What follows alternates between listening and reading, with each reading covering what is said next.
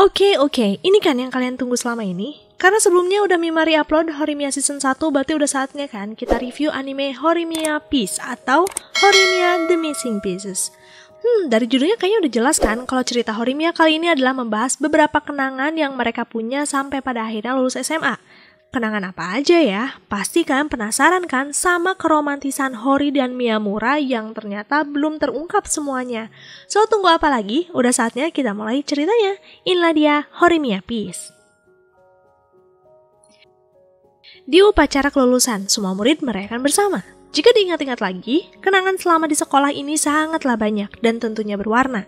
Scene pun akhirnya membawa kita ke masa lalu saat para murid sedang kunjungan ke Kyoto. Seperti biasa, Hori, Miyamura, Yuki, dan Toru satu kelompok. Sebenarnya Miyamura sangat ingin menikmati momen ini, tapi jika dipikir lagi, di malam hari akan ada sesi berendam. Miyamura takut tatonya jadi terekspos yang lain. Hori yang mendengar keluhan itu jadi khawatir, apakah bisa Miyamura menikmati wisata ini? Singkat cerita, para murid sampai di hotel dan kelompok Miyamura kebagian nih untuk berendam. Miyamura mencari cara bagaimana untuk bisa tidak berendam bersama.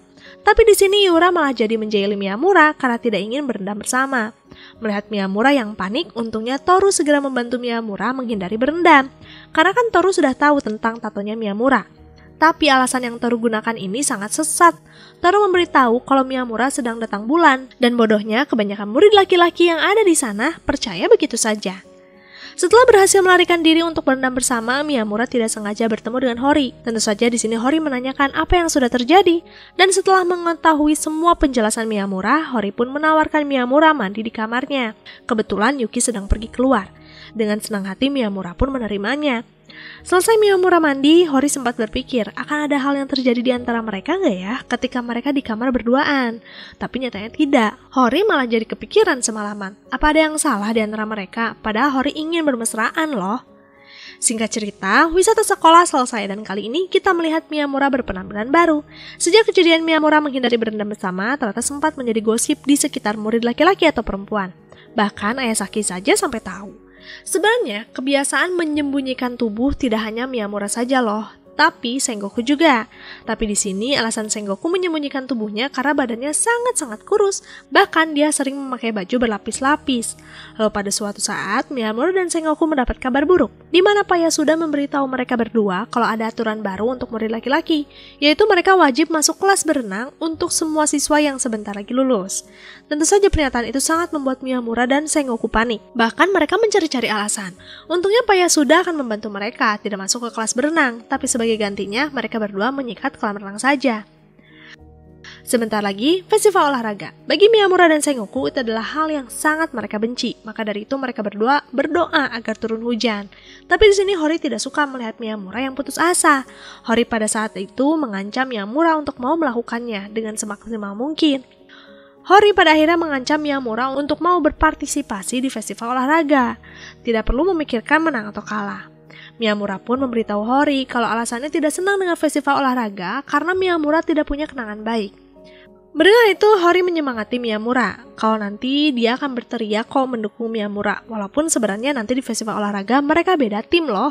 Hori juga akan berusaha sebaik mungkin karena Hori tidak jago olahraga juga. Melihat semangat Hori, Miyamura tentu saja tidak ingin kalah. Maka dari itu, dia memutuskan berpartisipasi di lomba lari 100 meter saja. Lalu di sini, saat jam pelajaran, Hori melihat Miyamura akrab dengan murid perempuan lain. Tentu saja hal itu memicu kecemburuan Hori. Aura dinginnya terasa sampai ke seluruh ruangan. Hori pun menceritakan tentang perasaannya kemarin kepada Yuki, dan tentu saja Yuki langsung menebak Hori ini cemburu. Tapi di sini Hori gengsi sih mengakuinya. Yuki pun menanyakan kepada Hori, apakah di hubungan mereka selama ini hanya Hori saja yang pernah cemburu? Mendengar pertanyaan itu, Hori jadi kepikiran, karena selama ini Miyamura tidak pernah marah, mengomel, atau apapun itu yang menunjukkan kecemburuan. Miyamura selalu bersikap lembut kepada Hori. Di tengah perbincangan, Yuki dipanggil untuk mengerjakan sesuatu.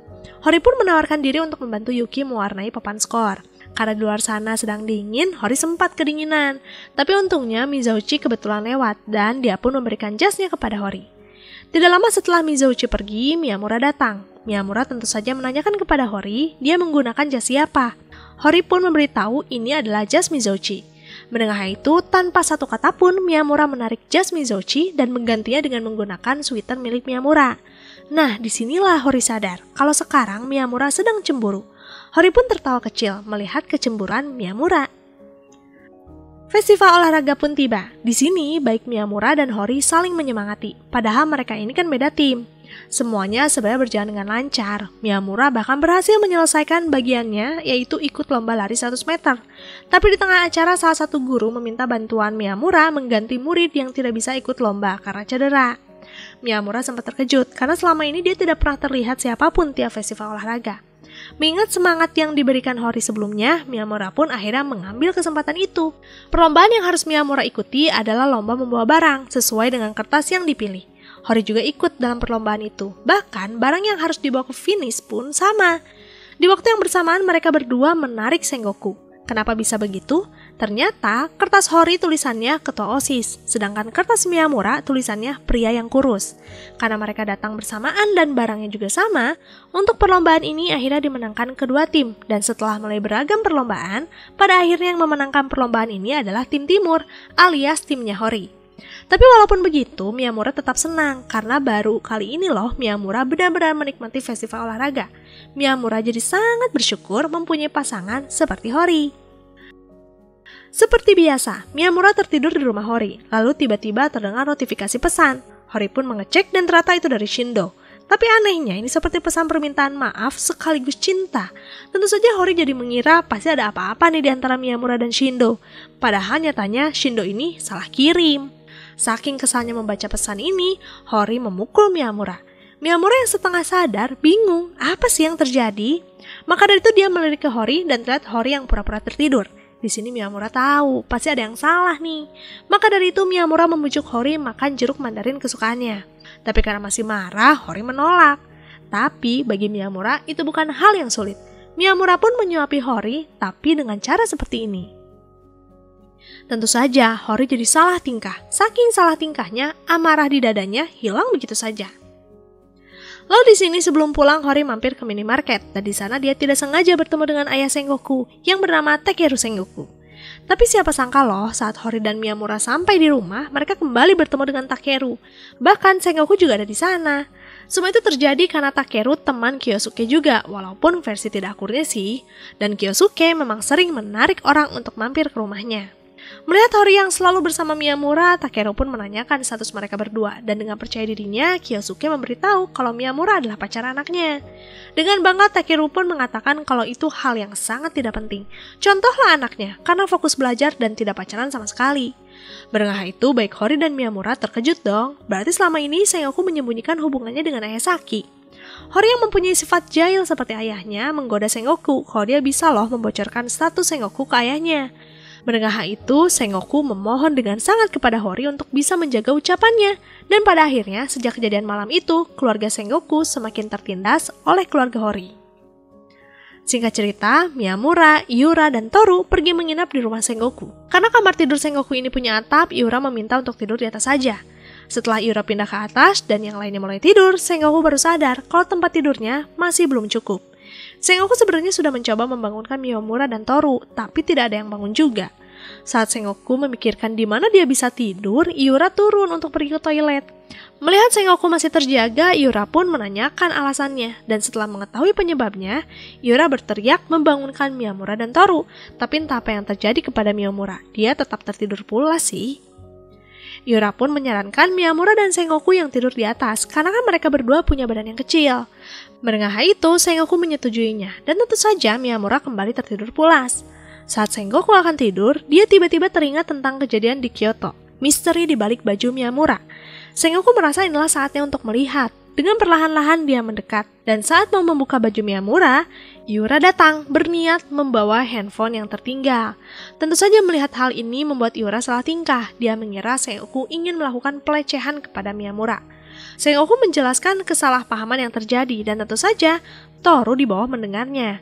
Untuk menyelamatkan sahabatnya, Toru pun meminta Sengoku tidur di bawah. Toru baru ingat kalau meja ini kan bisa disingkirkan. Berkat masukan Toru itu, akhirnya mereka semua berhasil bisa tidur dengan tenang dan rahasia Miyamura masih aman.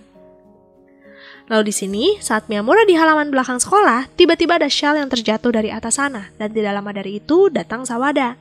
Miyamura pun melihat ke atas dan ternyata ada 2 gadis tertawa iseng melihat Sawada yang sedang membawa syal. Karena malu, Sawada pergi begitu saja. Tapi di sini Miyamura segera memanggil Sawada lagi. Dia meminta Sawada mendekat kepadanya jika memang tadi dia dijaili.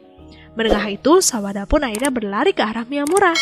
Disinilah Miyamura akhirnya membalas perlakuan para gadis di atas sana. Hanya dengan gerakan bibir saja, Miyamura mengatakan, "Matilah wanita jelek." Sawada yang ada di sampingnya tidak tahu sih apa yang baru saja Miyamura lakukan.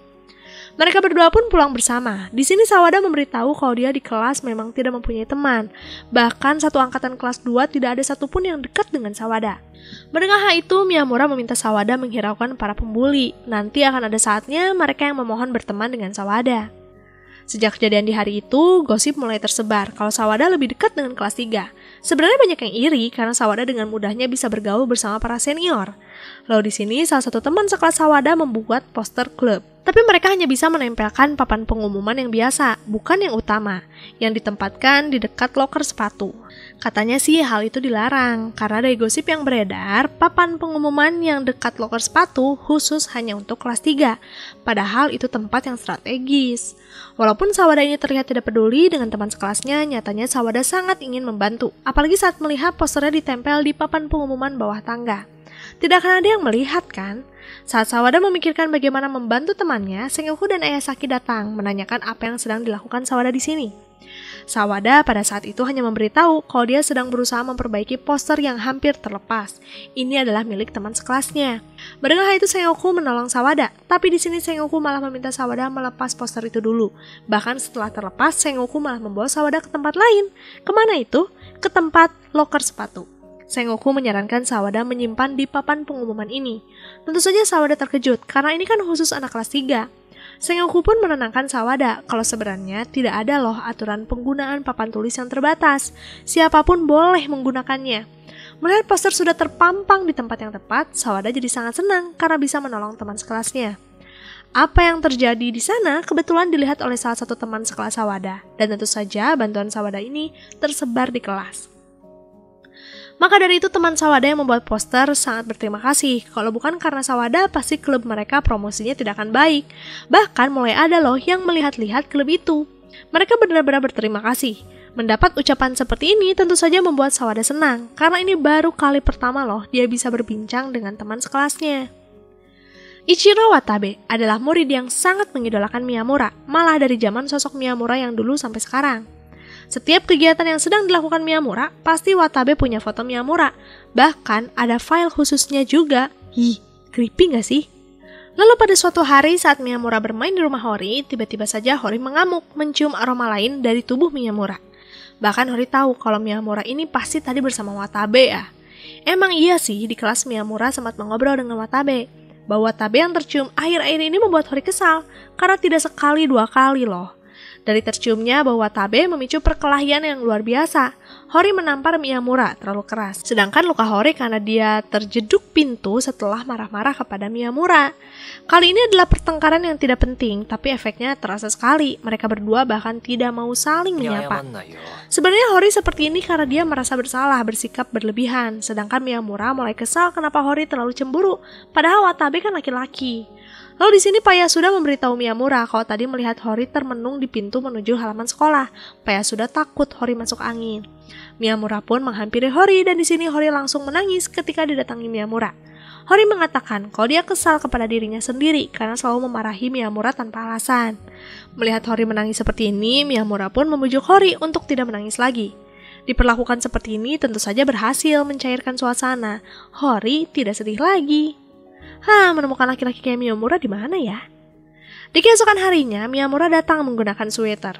Karena seragamnya tidak ada yang kering. Seperti biasa, penciuman Hori ini sangat kuat. Dia terus-terusan mendekati Miyamura mengenai bau.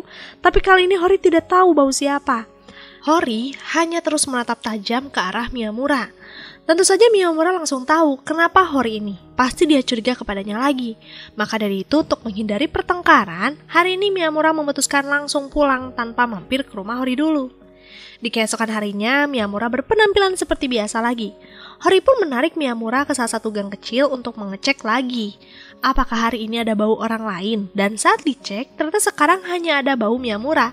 Hori sangat senang. Dia pun mulai menanyakan kepada Miyamura, kemarin tuh Miyamura bau siapa?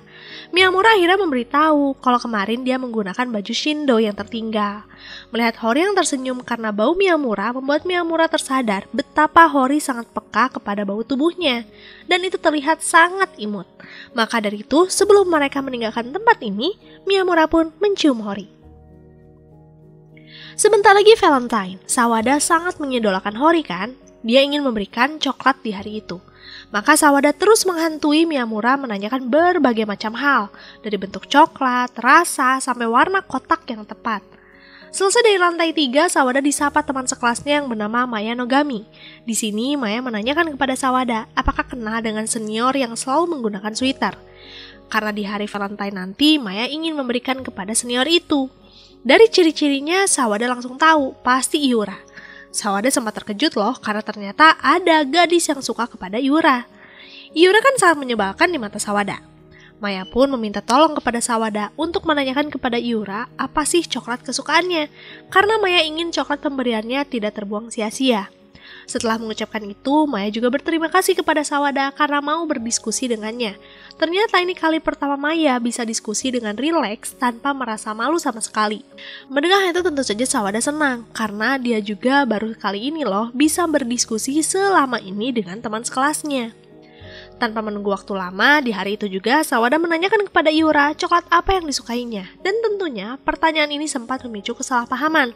Tapi ya Sawada tidak peduli, dia ingin membantu temannya. Bahkan Sawada juga menemani Maya loh untuk mencari coklat yang tepat untuk Iura. Pokoknya sejak hari ini mereka semakin dekat. Lalu di sini Hori mencurahkan kegelisahannya kepada Sakura karena Hori ingin memberikan coklat terbaik untuk Miyamura. Hori pernah membuat coklat dan itu gagal. Sakura pun memberi saran kepada Hori untuk latihan membuat coklat mulai dari sekarang. Tidak perlu memikirkan rasa yang harus melebihi coklat yang ada di toko-toko. Yang penting itu pemberian dari Hori, karena apapun yang diberikan Hori pasti membuat Miyamura senang. Mendengar hal itu, Hori pun memeluk Sakura karena sudah menenangkan hatinya. Hari Valentine pun tiba, terlihat Miyamura membagikan coklat persahabatan ke semua orang terdekatnya, kecuali Hori. Di hari ini, Hori hanya menerima coklat dari Sawada. Miyamura malah mengajak Hori bermain ke rumahnya nanti sepulang sekolah. Hori di sini sudah menebak, pasti Miyamura akan memberikan coklat juga kepadanya. Maka dari itu, Hori akan membawa coklat buatannya juga. Sesampai di rumah Miyamura, tanpa menunggu waktu lama, Miyamura langsung menyuguhkan kue coklat buatannya. Ternyata Miyamura diam-diam membuat kue coklat untuk Hori. Melihat usaha Miyamura sebesar ini, Hori pun pada akhirnya mengeluarkan coklat buatannya juga. Walaupun sebenarnya Hori tidak percaya diri, dia takut rasanya gagal. Dan saat Miyamura mencobanya, ternyata Miyamura dengan lahap loh makan coklat itu. Hori sangat bersyukur hari Valentine-nya berjalan dengan sukses. Hari ini Miyamura menjemput Hori untuk pergi ke sekolah bersama, tapi terlihat Hori belum siap-siap juga. Ternyata Hori semalaman begadang nonton acara horor. Miyamura pun menunggu Hori bersiap di bawah, tapi entah kenapa kok lama sekali. Miyamura izin mengecek dan saat masuk ke kamar Hori, ternyata Hori malah kembali tertidur. Miyamura pun meminta Hori untuk berbalik karena Miyamura akan membantu Hori merapikan rambutnya. Setelah selesai, Hori pun dibangunkan. Tapi saat Hori akan mengecek ke kamar mandi, Hori berteriak. Dia merasa tidak cocok jika menggunakan gaya rambut seperti ini. Tapi jika dilepas sekarang, mereka bisa telat ke sekolah. Mau tidak mau deh, Hori pergi dengan gaya seperti ini. Miyamura pun meyakinkan Hori kalau penampilannya hari ini cantik dan imut. Awalnya Hori tidak percaya, tapi sesampainya mereka berdua di sekolah, ternyata banyak teman-teman memuji rambut Hori. Hori jadi senang deh, sudah ditata rambutnya oleh Miyamura. Lalu sekarang kita melihat proses di mana Hori bisa kenal dengan teman-temannya sekarang. Banyak kenangan terjadi sebelum hadirnya Miyamura di hidup Hori. Miyamura hanya menjadi teman sekelas yang misterius dan tidak lama dari itu, Hori pun terbangun dari tidurnya. Di sini Hori bersyukur mengenal Miyamura, karena jika satu orang saja kurang di hidupnya, mungkin kenangannya akan berbeda.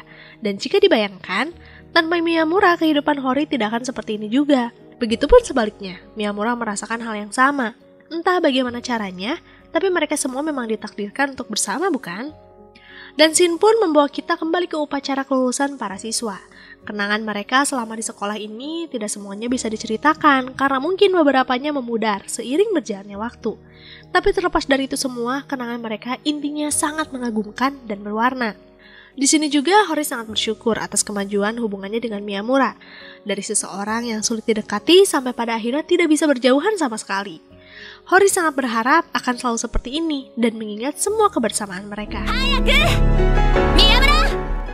Setelah upacara kelulusan, di keesokan paginya Miyamura menerima telepon dari Hori mengajak bertemu. Tapi karena Miyamura kelelahan dari acara kemarin, Miyamura malah tidur lagi.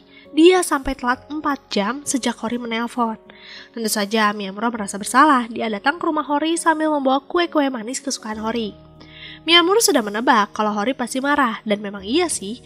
Awalnya Miyamura hanya bisa mengobrol dengan Hori dari balik pintu ruang tamu saja.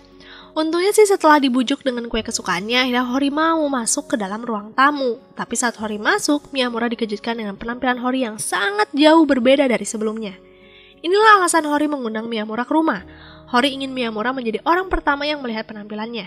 Miyamura sempat sih menyayangkan Hori memotong rambut sependek ini. Tapi ini bukan keinginan Hori, karena sebenarnya Hori tidak ingin sependek ini. Ada kesalahpahaman dengan si penata rambut. Miyamura pun menenangkan Hori kalau tampilannya yang sekarang sebenarnya cocok kok, bahkan imutnya semakin terlihat. Hori pun jadi sedikit tenang, karena ketakutan Hori sebenarnya takut jadi lebih terlihat seperti laki-laki dibandingkan Miyamura. Mendengar ketakutan Hori itu, Miyamura pun memutuskan untuk memotong rambut juga. Alasannya sih karena ingin mencoba model lain, dan hasilnya Miyamura memotong rambut dengan potongan yang lebih pendek dari Hori. Wah, banyak banget pengorbanannya Miyamura untuk Hori. Miyamura rela potong rambut demi kenyamanannya Hori. Wah, itu yang namanya effort, guys. Tapi kayaknya Miyamura melakukan ini semua karena mungkin Miyamura merasa Hori lah yang berpengaruh dalam hidupnya, karena Hori sudah berhasil mewarnai hidupnya. Oke deh, sampai jumpa lagi di next video. Anime apa lagi yang harus Mima review? Kalian bisa tulis aja di kolom komentar. See you next time. Jamatane, arigato gozaimasu.